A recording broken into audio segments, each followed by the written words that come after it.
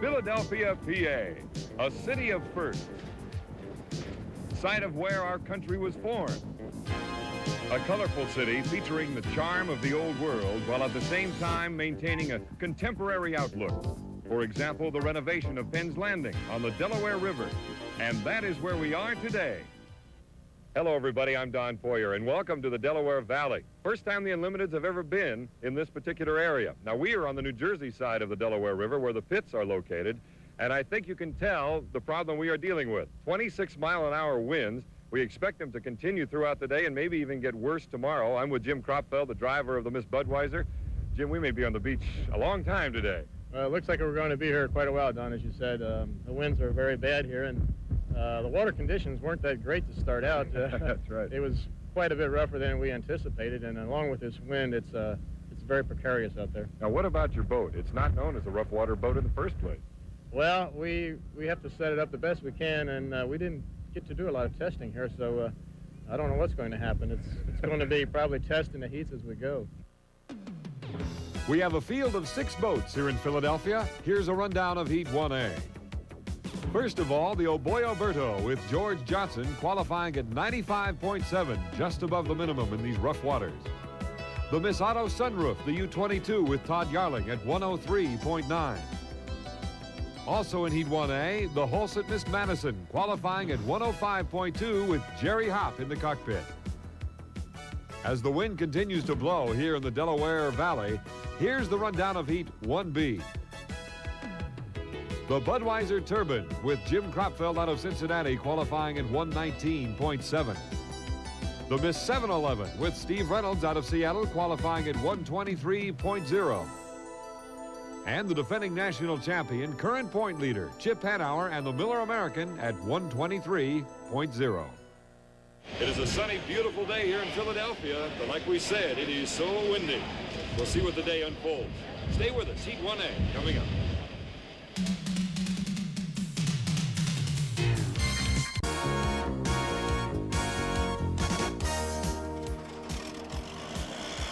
Hydroplanes in Seattle. They've been together for a long time, and Frank Kenney is proud to be a part of both. Frank Kenney Toyota VOLVO is known for quality, and our pride shows in our service facility, one of the finest in the Northwest. Frank Kenney Toyota VOLVO, conveniently located in downtown Seattle. Don Poyer along with Jim Henrik on the Delaware River, separating the states of Pennsylvania and New Jersey. Chip Hanauer, Steve Reynolds, Jim Kropfeld talking with owner Steve Woomer on the left about the weather conditions. Some of the crew members willing to just wait. And then there's Reynolds with another idea. You get out now. Be careful of the water. The water's a little bit rough, but don't worry. We have some new safety equipment, and I'm testing it out right here. Leave it to Reynolds to keep things loose, but you can see just how windy it is out there. Very windy. Todd Yarling in the U-22, the Otto SUNROOF going out. They've got to get the engine started before the boat, and the wind blows it into the rocks. They make it all right.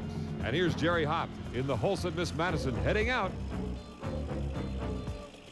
Let's look at the drivers' faces as they head out onto this 2-mile, very, very choppy course. First of all, George Johnson in the Oberto, the Seattle-based boat. Sitting in for Ron Snyder, Jerry Hopp in the Holset Miss Madison. And finally, Todd Yarling in the U-22 Miss Otto SUNROOF. So here we go with Heat 1A. Only 3 boats and the U-22, the Otto SUNROOF, out in first place. All the boats safe, well behind the starting line as the gun went off. On the inside is in lane number 1 is the Holset Miss Madison, Jerry Hopp, who drove this boat in Evansville after, of course, Ron Snyder was injured when he was thrown out of that boat. Fairly calm on the main straightaway, the front shoot as they go down this Delaware River on a 2-mile course. George Johnson going wide.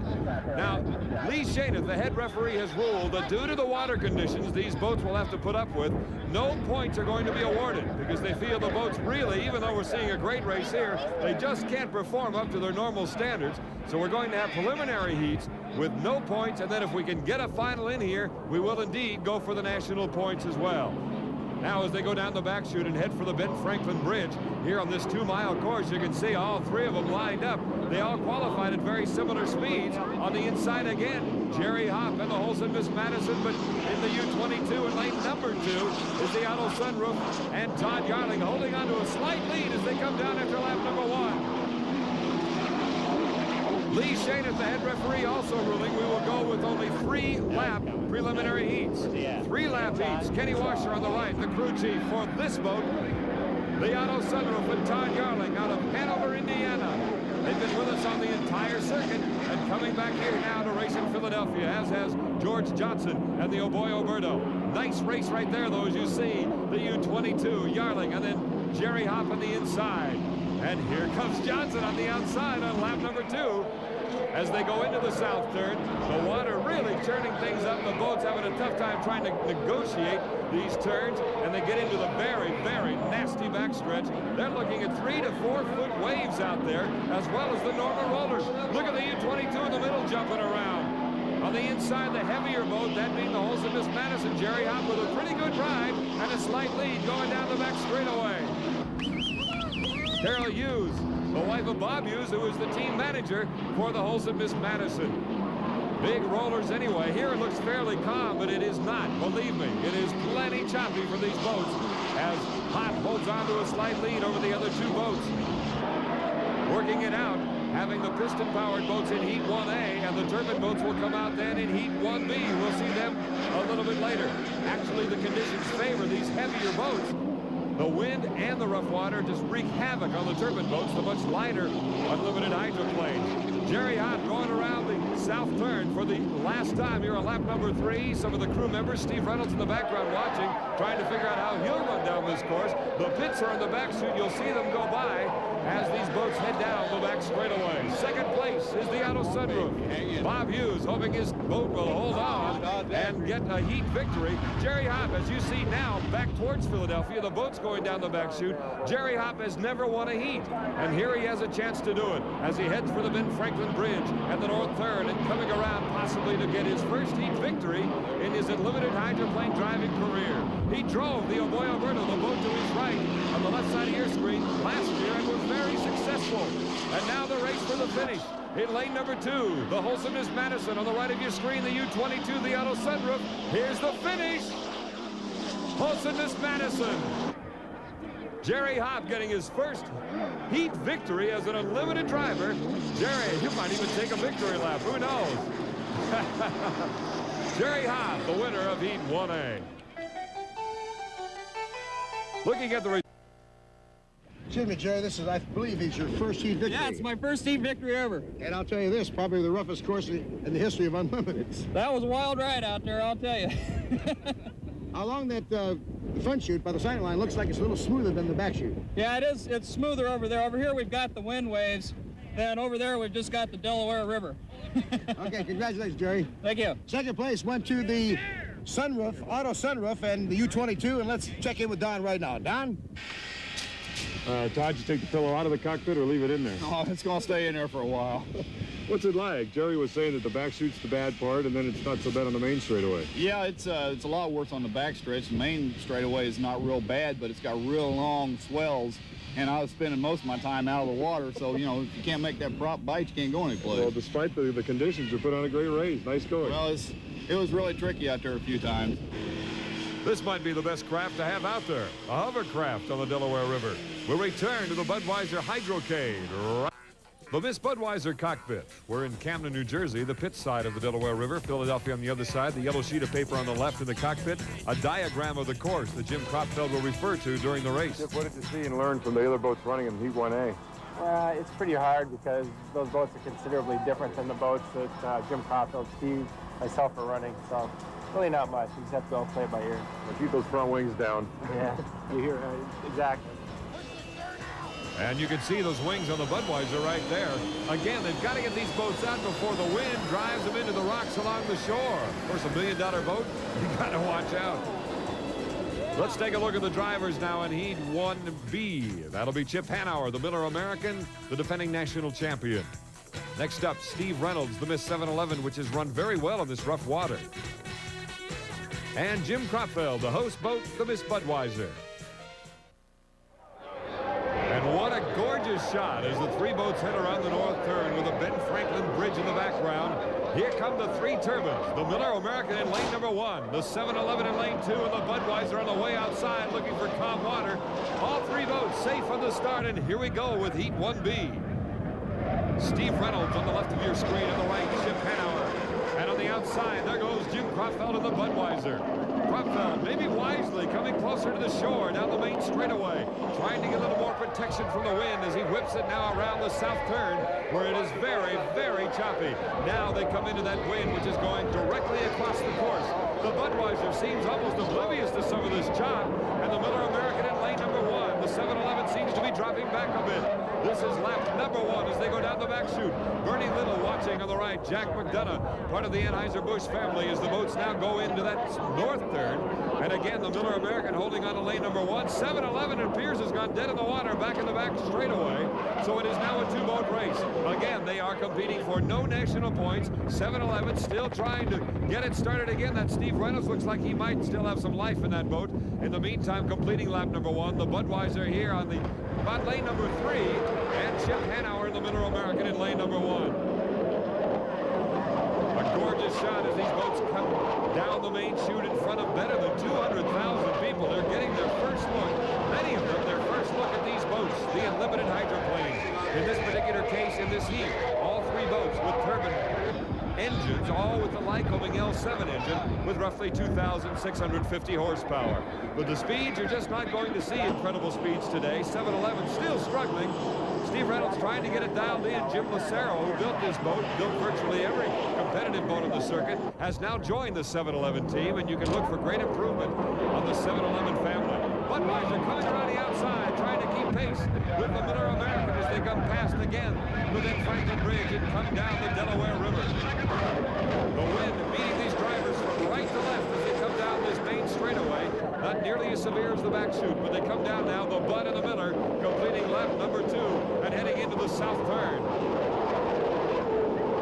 The Budweiser, which qualified at 119, this boat, the 7-Eleven at 123 even, and the Miller American in lane number 1 here on the right of your screen also at 123. No national points. Here, just simple competing, trying to do the best they can in these much, much lighter boats than the three boats you saw in Heat 1A. These are lighter, they are faster, the engine much, much lighter, and of course the wings have a greater effect. The front wings, the canard wings as they call them, Lance Morris on the right, he's the team manager for Miller American. And here come the boats around the north turn for the finish. It's the Budweiser with a slight lead as they come down the main straightaway in the start-finish line. Budweiser and Jim Kropfeld out of Cincinnati in first place, and the Miller American in second. Jim Kropfeld hugging the shoreline, finding some smooth water as he picks up a victory in Heat 1B. Budweiser first, then the Miller American, and the 7-Eleven, yes indeed, it is still running. As it comes down the main chute, you see right in through the windshield with Jim Kropfeld. Here comes the 7-Eleven, and Steve Reynolds out of Seattle coming in third place. So there are your three. Again, no national points. The Bud, the Miller American, the 7-Eleven, all heading back into the pits, and that is where we will go right now. Let me get into this trio if we can. Well, a little rough out there, Jimbo? Well, no, it's not a little rough. It's a lot of rough. The river's taking a disliking to us or something here and roughed up for the race today, and it's a shame because the Budweiser team really did a lot of work on the boat to get it handling the way we wanted, and the wind's not now cooperating. Jack McDonough, Vice President Anheuser-Busch Beer Brands. Your first race in a while, Jack. What do you think? Well, I think it's a tremendous location for a race here in Philadelphia. I've never seen a situation where the fans can have as much fun, and that's good for Budweiser. Budweiser the winner in this heat. Don? Chip, what about the conditions out there? You guys are really bouncing around. It's terrible. It's just really terrible. Boats are taking a beating, and we're taking a beating in the boats. It's not a lot of fun today. Your boats are lighter than the ones that ran in the first heat as well, Don. Did you notice that the straightaway on the front side is better? I wouldn't say better, it's different. Over there, it's smooth, but it has long, low rollers. And then we get on this side, there's not so many rollers, but it's choppier because of the wind. I'll put you on the hot spot. Do you think we should put on a hold again? It is a hot spot. I think the crowd is definitely our second concern, but the first concern has to be safety. And I just hope that the people understand, whichever way we go, that the decision is made on safety and then their entertainment, and I think that's the way it has to be. We are still dealing with 40-mile-per-hour gusts and a steady wind of about 25 miles per hour. We'll get a report from the officials and much more in Philadelphia after this timeout. Hopp firing up that turbocharged Allison engine out of a World War II fighter airplane heading out into Holset, Madison. Pretty unkind territory. This is the U-22. The Miss Auto Sunroof saw the fire coming out of there. It's got to get that engine started or the wind's going to take it right into those rocks. My goodness, look how close Yarling is getting in by that shore. That is extremely close to the shore, and I hope the boat can get out of there. Got a speedboat in the way, and it looks like he's going to make it. Kenny Washer here in the center of your screen, the crew chief, not too thrilled with what he sees. Oh, my. Again, with a gorgeous shot, the Ben Franklin Bridge in the backdrop. All three boats well behind the starting line when the gun sounds.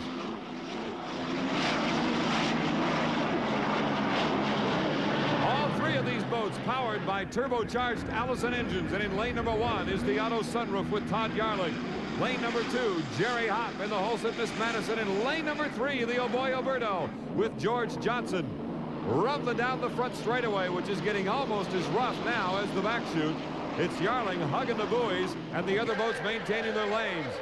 Now you can see how dark it's starting to get. The water continuing to get worse in that back straightaway. The boat's just not able to perform like they can. And, of course, that's why we're not racing for points in these preliminary heats. Look at the boats pound away on their sponsons. This is really rough on these boats that are worth hundreds of thousands of dollars. Some of the crew members from both boats watching now as they go down the back straightaway. Here they are, still holding on to the lead, and lane number 1 is Yarling and the Miss Auto Sunroof, the U-22, based out of Madison, Indiana, as is the boat in lane number 2, the Holset Miss Madison. Todd Yarling trying to stretch it out just a little bit as he is in first place in lane number 1, completing lap number 1. There's Todd now. He's driven this boat. This is his 3rd year, I believe, in this particular machine. And on the outside, here come the 2 other boats now. George Johnson, who drove the Executone Telephones a couple of years ago in the Oberto, and Jerry Hopp sitting in for Ron Snyder. He is in lane number 2 in the only conventional style boat. That means he's sitting behind the engine. All the boats used to be that way some 10, 15 years ago. And, of course, then they came up with a cab-over design where the driver gets a much smoother ride up there with the air underneath him and the sponsons. But you can see now that boat moving very well on to your left of your screen is the Holset Miss Madison. Bill McFadden, the owner of the Oberto hydroplane, as the boats now go down the back chute. You see the skyline of Philadelphia, and now the New Jersey side, Camden, New Jersey, as the boats rumble around the north turn. Swinging a little bit wider, trying to gain some ground now and trying to lengthen his lead is Todd Yarling in the U-22, the Miss Auto Sunroof. Second place, also Miss Madison. Third, George Johnson. Down the main straightaway again. They have only 1 more lap to go. Again, these preliminary heats, not only will we have no points, but they are only 3 laps. 3 laps for all preliminary heats. Good shot of George Johnson out of Seattle, a veteran driver who's done some offshore racing as well as the Unlimiteds, known for having a good heavy right foot. He'll get everything he can out of an engine as they go into the south turn. This is lap number 3. And Jerry Hopp on the outside hip of Todd Yarling in lane number 2. These turbocharged Allison engines working harder than they ever have, and it's tough just keeping, as Todd Yarling said earlier, keeping the propeller in the water. They're bouncing around so much. Look on the outside now. Here comes the Holset Miss Madison trying to overtake the lead, and he's got it. Jerry Hopp, who won his first heat ever back in 1A. That was his first career victory in a preliminary heat, and now he rolls around. But here comes Yarling in lane number 1, and Johnson on the outside. Here comes Yarling holding on to the lead. About a half a rooster tail ahead of the Holset Miss Madison. There goes Hopp, there goes George Johnson, and here's the sprint now for the checkered flag. It looks like it'll be Todd Yarling in the U-22, Miss Auto Sunroof, taking the victory in Heat 2A. Yarling first, Jerry Hopp second, and the Oberto with George Johnson third. Officially, here's the order. The Miss Auto Sunroof first, like some of the Miller crew, doing a little sightseeing of their own as the hovercraft puts on a show in one of the nearby harbors. Danny Walters working on the 7-Eleven along with team manager Jerry Verhill. At the Miller camp, Mike Campbell checking for cracks on one of the propellers. A chance to catch up on a lot of work inside the truck. John, considering the conditions, I think we're putting on a pretty good show. The boats are running actually pretty well. What's the rest of the day look like right now? Can we get a final in even? Well, as you know, Don, we're looking at each heat as we go, and we're meeting after every heat to determine the water conditions here. The airport weatherman still indicates that the gusting will continue throughout the balance of the day. We've been fortunate to be able to get off our heats each time. We're looking forward to doing that. The fans are really enjoying it. We've been in contact with each side of the river. Good. So it's been great. So we're hopeful that we're going to be able to put in the whole program. We'll just keep waiting for the eye of the hurricane to come over. Yeah, I hope so too.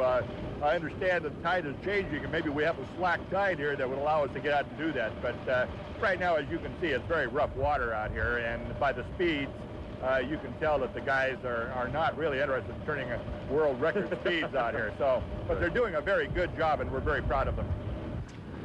Well, we're going to try and race. You know, we got a lot of people here. We're going to do our best. I can't tell until I really get out there. I think everybody at home knows it's safer maybe to go harder and try to fly over it. I'm sorry?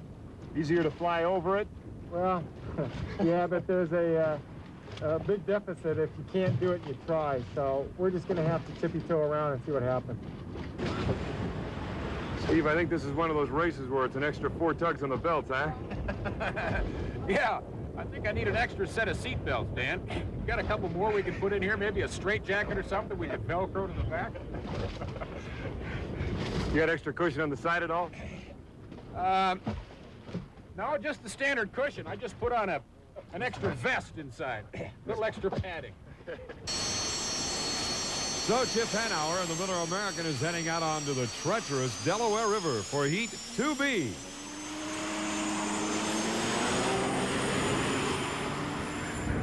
All 3 turbines are in this heat. This is the Budweiser on the left side of your screen. Miller American out there with Chip Hanauer. But I only see 2 turbines. I don't know where the 711 is. Reynolds may have gone back to the pits. We'll have to wait and see. Sure enough, here comes Reynolds right back into the pits. Either something's wrong with the boat or he just doesn't want to run in this nasty, nasty stuff in the Delaware River. Only 2 boats running then. It's the Miller and the Budweiser. There is the 1-minute gun. Let's try to get a word with Reynolds.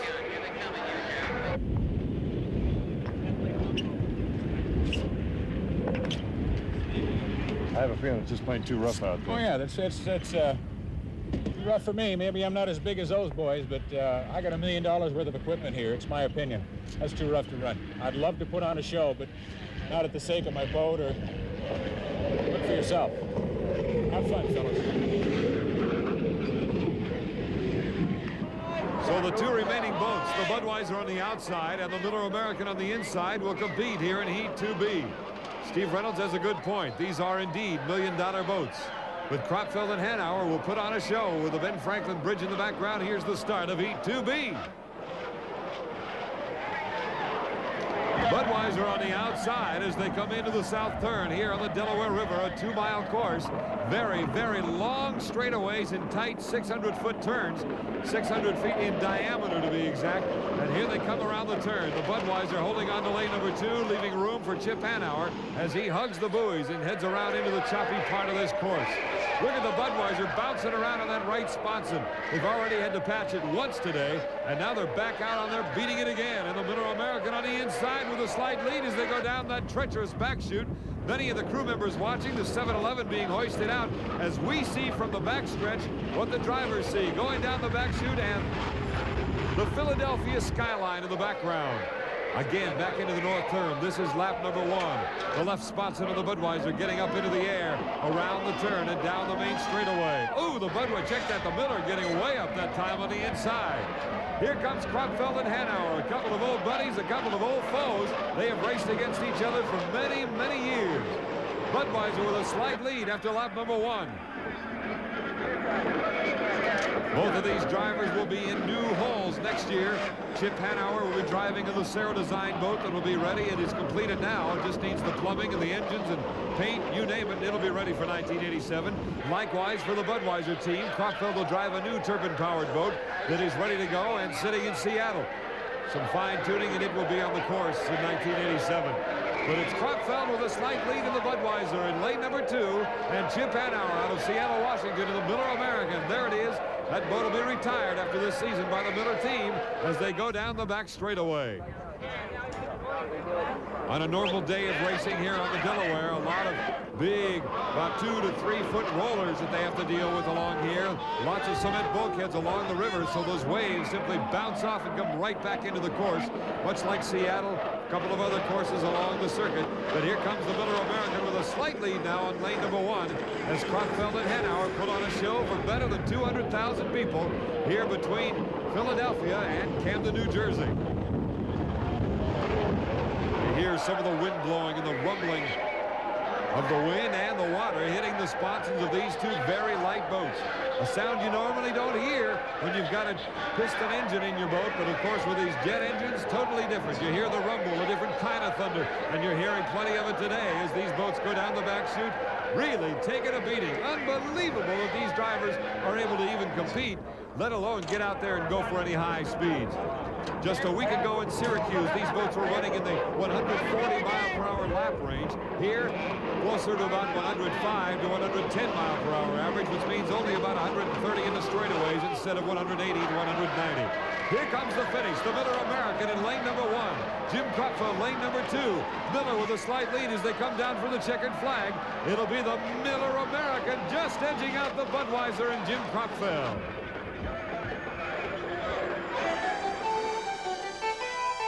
So for Heat 2B and the results, the Miller American getting first place, again, no points. The Budweiser and the 7-Eleven not starting because of the bad weather. Let's go down to the pits.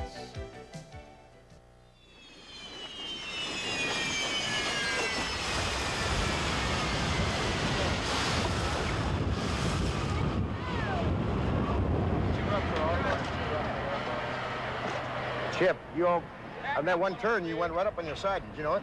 Yeah, it's just really rough out there. It really didn't matter who won that one, just as long as everybody came in one piece. Close to the finish, you knew Jim was on your hip. Yeah, it was, we were looking at each other the whole time, and it's not boat performance, it's just, you can only go so fast. I don't care if you had a ski boat or an unlimited hydroplane, you can only go so fast when it's that rough. John Walters, you worried from the shore?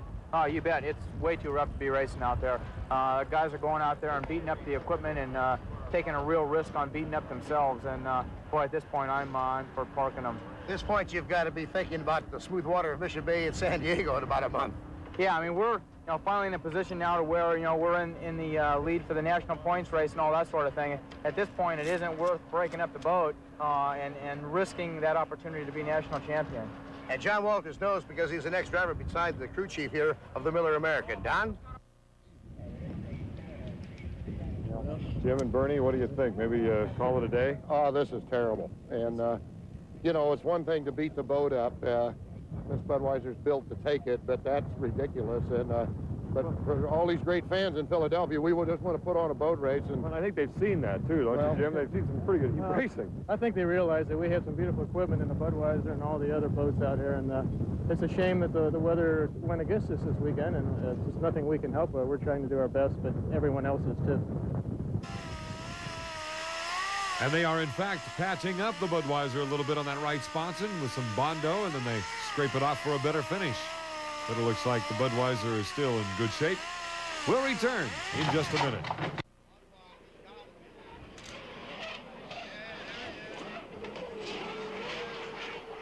Speaking of high performance, the Budweiser racing team has taken a big, giant step, advanced step in technology.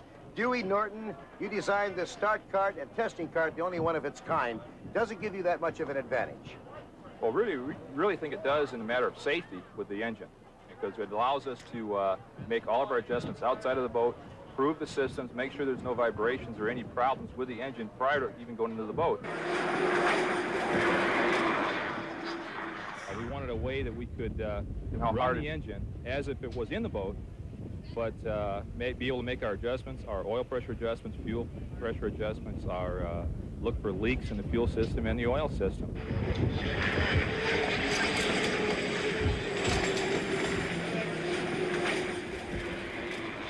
We have our own fuel system, our own fuel pressure pump, our own battery start system, the relay system is identical to the boat. In fact, if we should have a malfunction in the boat system, all we have to do is remove the component that's in the cart and put it right in the boat and it'll work fine.